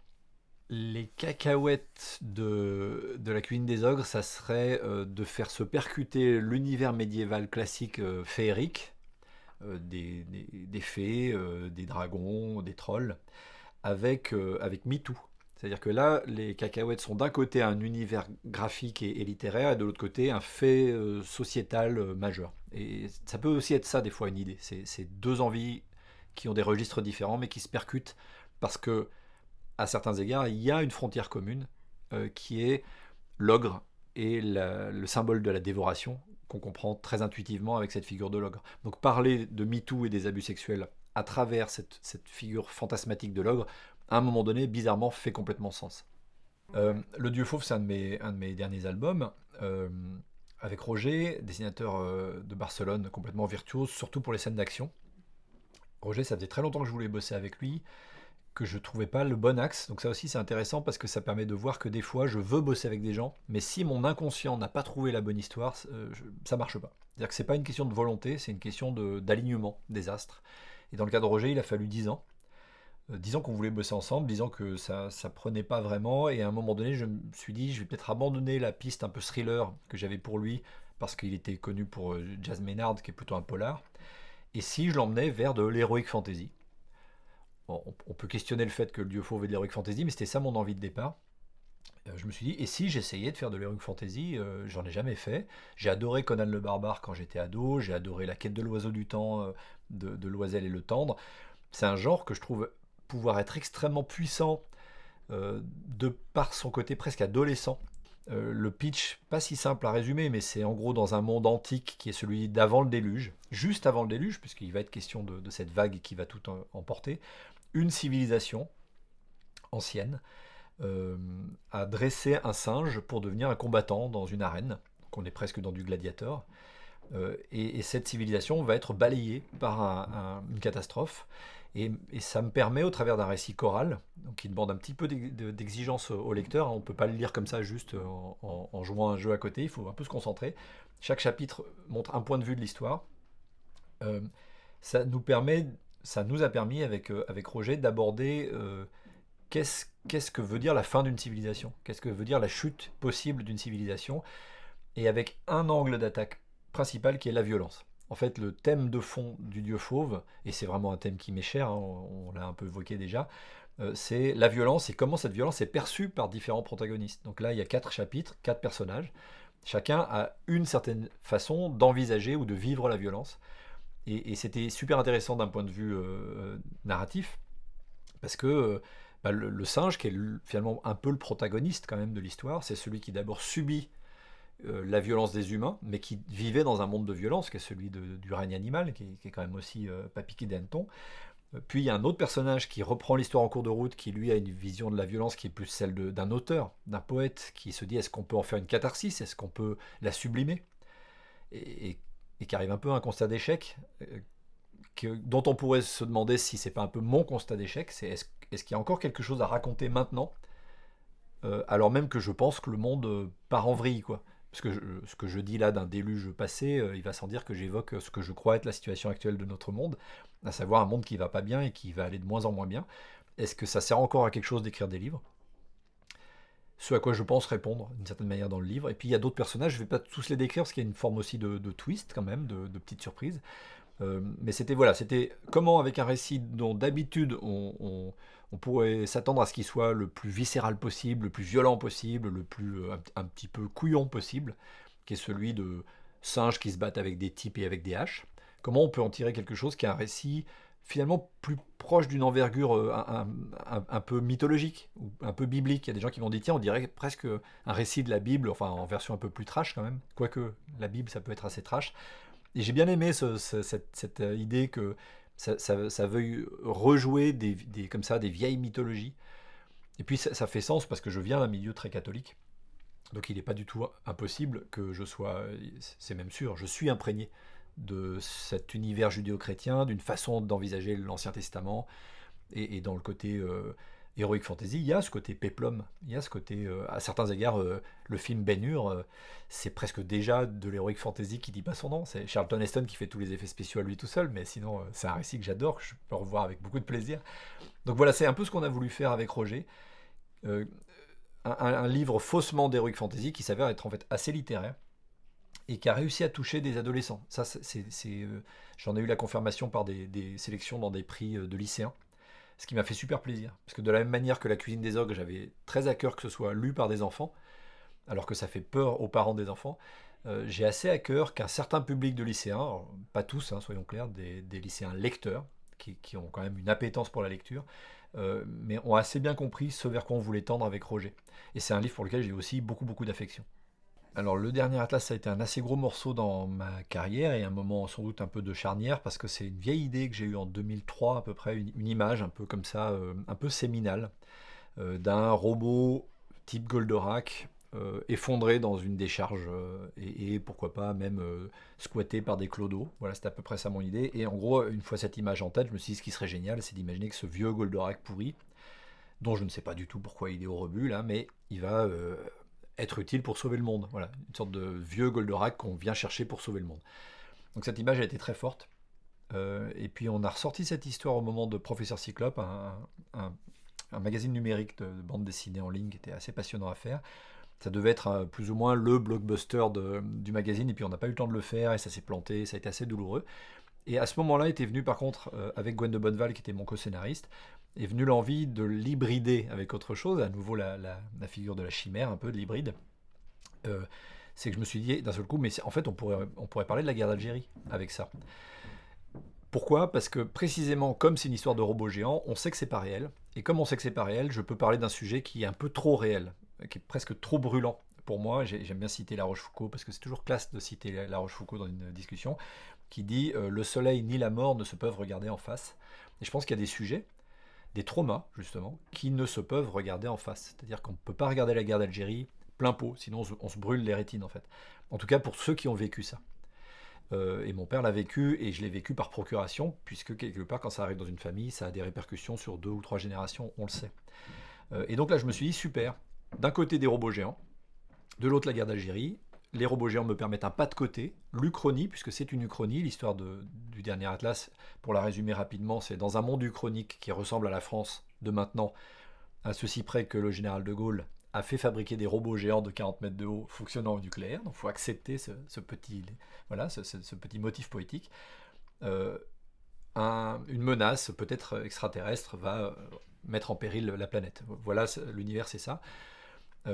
Et grâce à ça, j'ai pu parler l'air de rien de la guerre d'Algérie, dans un monde uchronique où les choses ne se sont pas passées comme dans la vraie histoire avec un grand H, ce qui fait qu'on n'a pas de querelle de chiffres, par exemple, comme sur le massacre de Sétif en 1945, où objectivement on sait que les Français ont maté une rébellion d'indépendantistes algériens, mais on va passer, malheureusement les spécialistes vont passer des heures à se battre sur est-ce que c'était 5000 morts, est-ce que ça en était 50 000, enfin ça...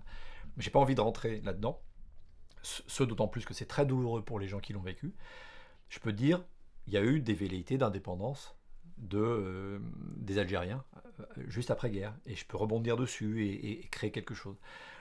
Et donc ce récit-là m'a permis d'aborder des sujets de fond, et des sujets avec une forme aussi un côté un peu viscéral, un peu psychanalytique. Moi j'aime bien qu'il y ait ça aussi dans les bouquins, avec cette figure un peu paternelle, le robot géant effondré. Et ce qui est intéressant, c'est que ça s'y prêtait vraiment bien. Je m'en suis rendu compte en discutant avec des Algériens qui disaient vous nous faites rire avec vos figures de l'Oedipe, là, il faut tuer le père.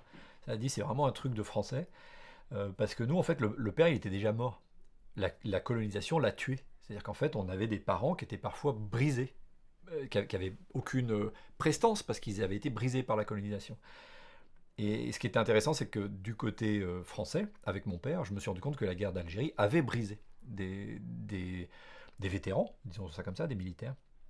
Et donc cette notion d'une figure paternelle brisée pouvait faire du lien et pouvait avoir quelque chose de très très viscéral, parce que je tiens à préciser un truc ici, c'est que on voit, j'adore parler, j'adore les grandes thématiques, j'adore le versant intellectuel de la créativité, mais je pense que ça n'a de sens que si on, on le met au service d'abord d'une image très très viscérale, très pulsionnelle, presque inexplicable.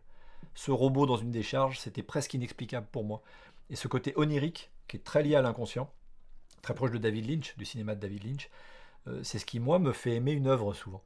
Et si je suis trop en train de dire, voilà, la guerre d'Algérie, expliquée au nul, ça donne ça, ça, ça, bah, autant lire un bouquin de Benjamin Stora qui va très bien expliquer la guerre d'Algérie. Moi, il faut que ça passe par de l'émotion, par de l'archétype. Donc ici, c'était ça. C'était un mélange entre cette envie viscérale, cette idée viscérale, et l'envie de parler de manière utile de la guerre d'Algérie, parce que je pense que c'est un énorme angle mort de la société française actuelle, qui explique en partie un climat parfois islamophobe. Pas toujours, mais parfois islamophobe, et qui vient envenimer la plupart des débats actuels. La particularité du dernier Atlas, et ce qui fait que ça a été si important dans mon cheminement, c'est que c'est une œuvre fleuve et collaborative. On était 5 à bosser dessus, donc il y avait Gwen de Bonneval au co-scénario, Hervé Tancrel au dessin, Fred Blanchard qui l'aidait au storyboard et au design, et Laurence Croix à la couleur. Ce qui fait que c'était presque un studio. Euh, un truc qui aurait pu être un peu flippant, et d'ailleurs ce qui explique que ça s'est planté à l'époque de Professeur Cyclope, parce que c'était avec d'autres dessinateurs et on voulait un processus de studio mais qu'on n'a pas maîtrisé. Et là, en étant un peu moins nombreux, même si on était 5, on a réussi à tout tenir ensemble, et ça a permis une forme d'exhaustivité. C'est-à-dire qu'au niveau scénario, avec Gwen, on pouvait penser presque à tout. Au niveau dessin, Hervé et Fred aussi pouvaient penser à peu près à tous les détails. Et dans le cas précis du dernier Atlas, je trouve que ça a eu plutôt tendance à aller dans le bon sens du terme, parce qu'il y a des fois où ça peut être trop, quand on rajoute trop de détails. Mais ici, je donne un exemple, ça sera de penser l'Uchronie française avec Gwen m'a permis de ne pas me perdre dans un millier de pistes. On s'est dit, tiens, bah, si c'est tel président à telle époque, alors Mitterrand arrive plus tôt que prévu, c'est Mitterrand qui est président dans les années 70, donc ça c'est super joyeux à faire à deux.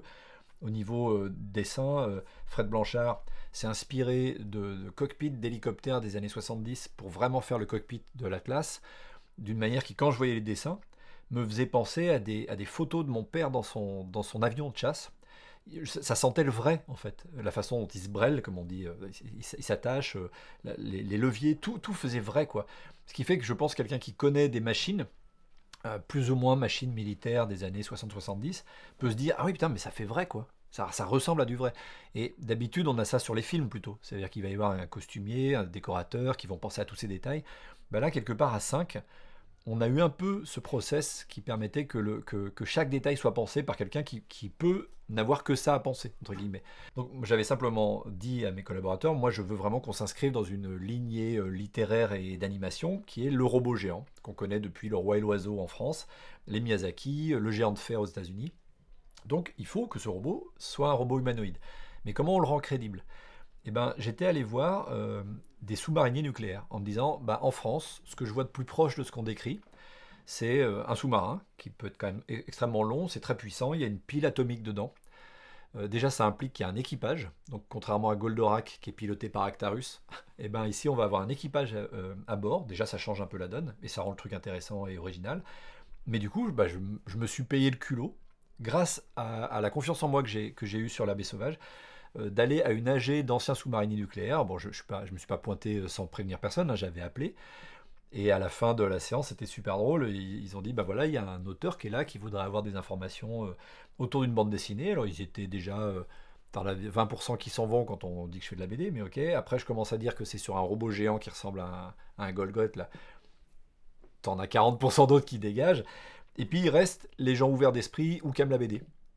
Et déjà, c'est beaucoup de gens. Et avec ces gens-là, ça a été passionnant parce qu'ils ont dit, ah bah ton robot, moi je serais toi, je mettrais la pile atomique plutôt à cet endroit et tout. En fait, comme des ingénieurs, et les ingénieurs, c'est souvent des gens assez inventifs, assez fantaisistes, hein. Il y en a même qui commençaient à me dire, et là tu pourrais mettre une arme vraiment horrible qui ferait que je dis, wow, wow, wow. J'ai pas envie de ça, mais c'était drôle parce qu'ils s'emparaient du truc, quoi. Et par exemple, il y a toute une scène qui m'a été inspirée de cette AG des anciens sous-mariniers nucléaires qui était est-ce qu'on doit ou pas refaire la stèle en mémoire de tel sous-marin. Et ils étaient en train de me rentrer dans des détails très concrets de ça coûte tant, parce que là il y a la maladie du cuivre, je sais pas quoi, que j'ai repris presque in extenso pour une scène où on voit des anciens vétérans des Atlas en train de dire bon bah là la statue de l'Atlas, plus personne s'en occupe, il y a des tags, qu'est-ce qu'on fait et ça sonne vrai, parce que c'est inspiré d'une scène réelle. Sauf que au lieu de parler d'anciens sous-mariniers, je parle d'un équipage de robots géants qui n'ont jamais existé. C'est le petit plaisir de métier comme le mien. Paco les Mains Rouges, ça a été la rencontre avec Eric Sago, dont j'aime beaucoup le travail et pour lequel je me suis dit longtemps comment je vais bosser avec lui, typiquement.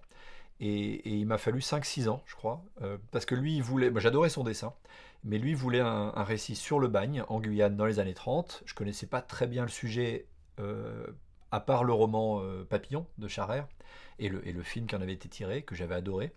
Sauf que je me disais, typiquement, c'est comme si j'avais une seule cacahuète, c'est-à-dire, ok, j'ai plein de livres sur le bagne que m'a donné Eric, que j'ai lu, mais c'est vraiment le bagne tel qu'il existait. Charère a fait ça. Une synthèse du bagne, il l'a très bien fait. Qu'est-ce qu'on peut apporter nous, quoi. Et comme j'avais pas cet autre élément, je tournais en rond, j'y arrivais pas, etc. Et c'est une lecture de Michel Foucault. Je crois que c'était dit et écrit de Michel Foucault, des articles plus ou moins dépareillés, des interviews, des extraits, je sais plus, que j'étais en train de lire pendant des vacances. Chacun s'occupe comme il peut. Mais voilà un exemple de curiosité ouverte. Voilà, c'est ma femme Géraldine qui m'avait fait lire ça en disant ça devrait t'intéresser, elle avait raison.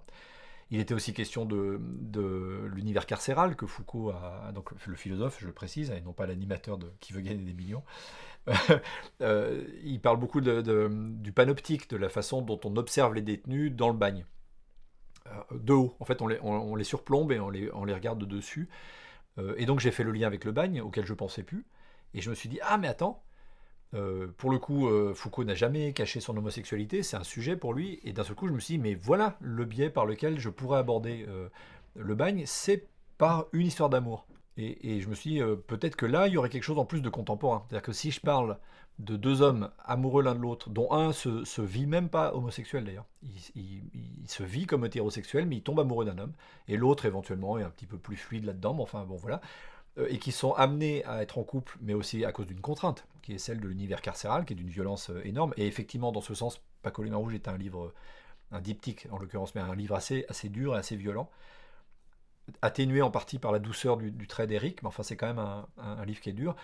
Euh, Avec ça, j'avais ma deuxième cacahuète, c'est-à-dire que je me suis dit une histoire d'amour dans un bagne. Et puis j'ai ajouté peut-être même encore un autre élément qui était l'apport de l'imagination et l'apport graphique, en me disant un des deux personnages, il y a Armand et il y a Paco, Armand va être un tatoueur. Et ça me permettait aussi de faire une sorte de méta-narration, parce que j'aime bien jouer au malin. Bon. Et la méta-narration, c'est on va parler dans une bande dessinée d'un médium qui est le tatouage, et qui est un médium qui ressemble à de l'art brut, surtout dans l'univers carcéral, où c'est honnêtement, on va pas commencer à faire des finasseries. C'est plutôt très direct, très douloureux, avec très peu de moyens. Et il y a toute une iconographie qui existe des tatouages faits au bagne ou au bataillon d'Afrique. Et il y en a qui sont très touchants, il y en a qui sont ridicules, il y en a qui sont très touchants. Il y en a, c'est des dessins de plaquettes de chocolat avec genre une famille qui fête Noël, qu'ils ont tatoué dans le dos, des mecs qui ont tué 10 personnes, quoi. C'est fascinant parce qu'en fait, il y a tout un truc de l'enfance qui apparaît à même la peau, comme si l'inconscient sortait à la surface. Il y a des mensonges, il y a enfin, c'est passionnant. Le tatouage, c'est passionnant. Et donc là, j'avais mes éléments et j'ai pu dire à Eric, écoute, là, on peut faire un récit. Et du coup, ça a donné ça. Ça a donné un personnage qui arrive au bagne, on ne sait pas exactement ce qu'il a commis, mais on pense qu'il a commis un crime, qui se vit comme hétérosexuel, mais qui, à un moment donné, est sauvé par l'amour qu'il peut porter à un autre mec, en fait, par leur histoire d'amour. Ils se raccrochent l'un à l'autre comme des naufragés. Moi, je le vois vraiment comme ça. Et qui vont se mettre à dos tout le monde, à partir du moment, non pas où ils sont homosexuels, parce que finalement, ça, il y en avait beaucoup au bagne, des relations homosexuelles, mais ils se mettent à dos tout le monde à partir du moment où ils disent qu'il n'y a pas de relation de hiérarchie entre les deux. C'est ça que je trouvais marrant, c'est que les bagnards ainsi que l'administration pénitentiaire acceptaient de manière non, disons, officielle, acceptaient les relations homosexuelles du moment qu'ils savaient qui était actif et qui était passif. Et c'est quand même fou parce que ça dit tout de notre société maintenant. Pour citer les expressions de Bagnard, qui mord l'épaule et qui mord la paillasse, je trouve ça assez beau comme, comme expression, enfin, en tout cas assez explicite. Il y a une hiérarchie. Qui est majeur et qui est mineur? Qui fait la femme? Et si on fait la femme, on est mineur. On n'a pas les mêmes droits que si on fait l'homme. Donc c'est incroyable. Enfin, là, on touche à quelque chose qui du coup, a une résonance hyper contemporaine. Ce que je craignais sinon quelque chose de l'ordre de allons voir le passé, ah, c'était tout à fait instructif et pittoresque ce qui se passait à l'époque. Mais non, en fait, c'est complètement actuel. Et il se trouve qu'en plus, ça l'est devenu d'autant plus actuellement quand j'ai entendu des hommes politiques, alors d'extrême droite, hein, autant les citer, qui reparlaient du bagne. En disant on pourrait réouvrir le bagne, etc. Donc un petit rappel du fait que c'était vraiment une saloperie sur Terre, hein, le bagne, que le taux de mortalité était monstrueux, que la plupart des bagnards mouraient au bout de 5 ans. C'est vraiment une saloperie. Donc de le rappeler fait pas de mal, mais au-delà de ça, euh, cette relation amoureuse entre deux mecs qui ne passe pas à partir du moment où les deux déclarent à un moment donné qu'ils sont actifs, un peu par goût du jeu, justement, on en revient au jeu, et d'un seul coup, tout se déchaîne, parce que la pénitentiaire va les casser, les autres bagnards vont les casser, et donc on se retrouve avec un récit d'évasion de plus en plus sombre et compliqué et impossible, parce que tout est contre eux. Donc il y a quand même l'idée d'un récit d'évasion, classique, est-ce qu'ils vont s'évader ou pas, sur fond d'un questionnement un peu plus sociétal. L'histoire de Seul, c'est 5 enfants qui un matin se réveillent et constatent que tout le monde a disparu, sauf ces 5 enfants-là, en pleine ville, et qui vont devoir apprendre à se débrouiller ensemble par la débrouillardise, l'entraide, etc., qui vont bien sûr découvrir au bout d'un moment d'autres menaces, d'autres enfants. Mais fondamentalement, c'est vraiment un récit d'initiation qui oblige des enfants entre, disons, 8 et 12 ans à devenir des adultes avant l'heure. Et la grande force de ce récit, à mon sens, c'est que ça allie à la fois toute l'excitation qu'il y a quand on a un enfant à s'imaginer tout seul, donc, plus aucune obligation, personne pour t'emmerder, tu peux faire toutes les conneries du monde, tu peux péter des vitrines, tu peux manger tous les bonbons que tu veux, donc ça c'est l'aspect fantasmatique. Et ça y associe la grande phobie qu'il y a derrière ça, à savoir, mais attends, mais si mes parents disparaissaient, waouh! Et donc en fait, ça joue vraiment sur ces deux pieds, la série, c'est autant d'excitation que de peur. Parce que être un adulte, c'est autant d'excitation que de peur. L'autonomie, c'est ces deux choses-là.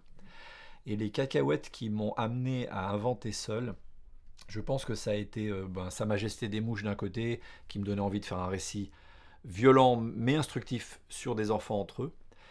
Et puis tout ce qu'on va appeler le genre post-apocalyptique, où des cités sont laissées en ruine et dans lequel des survivants essaient de se débrouiller. Genre dans lequel on peut mettre entre autres choses deux romans que j'ai beaucoup aimés, qui sont Je suis une légende de Matheson, plus connu pour son adaptation avec Will Smith dernièrement, enfin c'est plus si récent que ça, adaptation semi-réussie, mais qu'importe, le roman est vraiment super. Et New York, qui est un super bouquin de science-fiction sur un enfant qui s'avère être noir, donc c'est sans doute d'une réminiscence qui m'a permis aussi de créer Doji, le personnage de Doji dans Sol, et qui va découvrir une cité qui s'appelle New York et dont on découvre en cours de route qu'en fait c'est New York, tombé en ruine et envahi par la nature. Donc voilà un autre exemple de cacahuète percutée, c'est un récit d'enfant d'un côté, une Robinsonade d'un côté, et un récit post-apocalyptique de l'autre. L'écriture de Seul est très spécifique parce que ça se voulait dès le début une saga, et comme ça a marché commercialement, ça nous a permis d'en faire une saga, parce qu'on peut le décider et puis ça marche pas, j'ai vécu ça. Euh, et donc en fait c'est une sorte de semi-improvisation, c'est-à-dire que on a quand même une idée assez précise de ce vers quoi on veut aller. J'aime bien dire qu'on connaît la destination du voyage, mais que par contre on s'autorise à improviser le chemin pour aller à cette destination. C'est-à-dire qu'un nouvel album me fait rencontrer un lectorat qui va me dire ce qu'il en a pensé, qui va me dire que tel et tel personnage, ouah, c'est génial, on aimerait bien retrouver par exemple le maître des couteaux. Ça serait quand même dommage que je tienne pas compte de ce côté très vivant qui est la rencontre entre le public et l'œuvre, et puis aussi de ne pas tenir compte du fait que je change. Je ne suis plus la même personne qu'il y a 15 ans, j'ai une partie de mes obsessions qui sont restées les mêmes, mais il y en a d'autres qui se sont greffées, et donc ce côté improvisation permet d'intégrer ça, de rendre l'écriture un peu organique, moi j'aime assez ça. La contrepartie, c'est qu'on a tout à fait le droit de reprocher à la série des moments presque d'errance, quoi, où on va dans une direction, mais qu'est-ce qu'ils sont allés foutre à Strasbourg, quoi. Oui, mais ok, nous on sait où on veut aller, donc on va rapatrier un peu notre public là où on le veut. Donc C'est une œuvre génialement imparfaite, seule. Génialement parce qu'il y a des bonnes idées. Moi, honnêtement, cette notion de les enfants tout seuls en ville, je trouve que l'idée est géniale. Et quand je dis ça, je ne parle pas de mon cerveau, parce que je pense que justement, euh, la seule responsabilité que je me donne, c'est d'être un bon passeur de ce que mon inconscient a trouvé. Et mon inconscient a eu une idée que je trouve objectivement super bonne, c'est des enfants tout seuls dans une ville. Après, moi, j'en fais ce que je peux derrière. Et humainement, à mon niveau, c'est là que vient l'imperfection. Je fais ça au fur et à mesure. Des fois, je suis allé trop dans une direction. Je me rends compte qu'il y a un dialogue que j'ai écrit il y a 3 ans que j'aurais pas du tout dû écrire. Bon, il va falloir que je l'intègre. Donc il y a plein de petits pets, il y a plein de petites erreurs, et je fais avec, et ça rend la série attachante quand on l'aime, agaçante quand on l'aime pas. Notre but actuellement avec Bruno et avec le nouvel éditeur Rue de Sèvres, c'est précisément de débroussailler un peu ce côté univers géant qui s'est accumulé, pour le recentrer vers ce qui était la force de la série au début, un groupe de 5 amis, qui envers et contre tout va être plus fort que des obstacles incroyables auxquels les enfants ne devraient pas être confrontés normalement. Et je crois que ce qu'on est en train de faire fonctionne, parce que j'en veux pour preuve que les lecteurs du tome 14 et tome 15 sont en train de nous dire: ah tiens, on revient aux fondamentaux, et ça y est, vous faites avancer vraiment l'intrigue. On est en train de renouer avec cette histoire, et donc une intrigue qui aura une fin dont on sait à peu près la forme qu'elle a, mais dont on ne s'interdit pas encore qu'elle soit surprenante, y compris pour nous. Peut-être qu'au dernier moment, on va dire: ah mais attends, un truc qui serait encore plus dingue, ça serait que... Mais en tout cas, les grands enjeux, on les a. La fin et ce qu'on veut dire de manière philosophique sur le monde, parce qu'il y a quand même une portée un peu métaphysique dans Seul, on sait. Ce qu'on ne sait pas, c'est par exemple quels personnages vont survivre au process. Et ça, vraiment, ça se joue d'album en album. Il y a des fois, ça se joue à... C'est un peu le chat de Schrödinger. Le chat, il est vivant-mort. Moi, il y a des personnages de Seul, là, vraiment, dans ma tête, ils sont vivants-morts en même temps, jusqu'au moment où j'écrirai la scène. C'est assez flippant comme phénomène. On se dit: ah tiens, celui-là, ce personnage, est-ce que je vais le perdre là? Parce que moi, j'aime pas perdre mes personnages, je déteste ça. Mais le récit, par sa logique et par sa nécessité d'émotions fortes, nécessite la perte de personnages. Sinon, ça ressemble pas au monde. Et dans le monde, on perd des proches. Donc dans Seul, on perd des proches. Ce que j'appelle le jeu, c'est absolument pas la liberté totale. Ce que j'appelle le jeu, c'est une liberté sous contrainte. Et c'est peut-être par ce biais que ça fait le plus de sens pour moi. Déjà parce que ça me permet de parler de l'Oulipo ou de l'Oubapo, qui sont donc des mouvements que j'adore. L'Oulipo, ouvroir à littérature potentielle, plus ou moins lié au mouvement surréaliste, qui a donné l'ouvroir à bande dessinée potentielle, Oubapo, qui a donné, quand je m'en suis emparé, Loose Expo, dans Polaris, un autre bouquin que j'ai fait avec Gwen de Bonneval, qui est une sorte de club libertin où, au lieu de contraintes narratives, c'est des contraintes érotiques. Le point commun de tout ça, c'est que on se fixe des règles pour ensuite se permettre une liberté à travers ces règles. Et pour moi, c'est un très bon résumé de l'art. C'est aussi un très bon résumé de la vie en société. Parce qu'en fait, faut bien fixer des règles, et idéalement que ces règles soient communes et acceptées. Là, à l'instant T, par exemple, c'est la Constitution en France. Et c'est assez dangereux de voir qu'il y a des hommes politiques qui sont en train de dire: oui, enfin, la Constitution, ça a ses limites. C'est comme si on disait d'un jeu: oui, enfin bon, on va commencer à changer les règles, quoi. Or là, c'est le jeu démocratique dont on est en train de parler. Donc pour moi, c'est aussi un niveau politique que la question se pose. C'est quoi les règles du jeu? Comment on se met d'accord ensemble sur ces règles? Et je reviens à l'érotisme, parce que c'est central dans les débats qu'on a actuellement sur le consentement. C'est consentement à quoi dont on parle? On parle d'un consentement à des règles communes. Il y a un petit contrat social, en fait, dans la sexualité, à une ou deux ou plus de personnes. Parce que même tout seul, on peut se fixer des règles. Est-ce que je veux aller jusqu'à tel point, pas tel point? Mais a priori, c'est souvent à 2 personnes. C'est quoi le petit contrat social qu'on va se donner, où on va dire: est-ce que là, on a le droit d'aller si loin? Est-ce qu'on va pas si loin? C'est pas une question morale. Et c'est pour ça que je me méfie toujours un petit peu des jugements sur la sexualité des gens. C'est pas du style non, ça c'est honteux. Non, la question c'est vraiment: est-ce que c'était voulu par les deux? Et après, ça peut aller très loin dans leur délire, du moment que les deux sont d'accord. Et là où ça peut être une zone de gris, c'est que des personnes qui pensent être au clair avec cette notion de consentement, parce qu'ils sont dans le BDSM, parce qu'ils sont super forts dans leur domaine, vont se rendre compte à un moment donné que même eux ont été aveugles à des signaux qui auraient dû les alerter sur le fait que le consentement n'était pas donné de manière aussi éclairée que possible. Donc c'est une question dans le jeu, celle du consentement, elle est aussi centrale. Est-ce que tout le monde est d'accord pour jouer ce jeu-là? Donc effectivement, c'est intéressant que ça soit sorti de la discussion là, et de l'échange, Parce que je me rends compte que c'est aussi un peu au croisement, à la croisée des chemins, j'aime bien cette expression-là, de pas mal de mes préoccupations. Et il s'avère que ça va aussi être très présent, et c'est déjà très présent dans Seul, à savoir qu'une des spécificités de la série, c'est que la plupart des albums de Seul mettent en avant un jeu qu'on a caché plus ou moins dans l'intrigue, ou parfois qui est assez évident.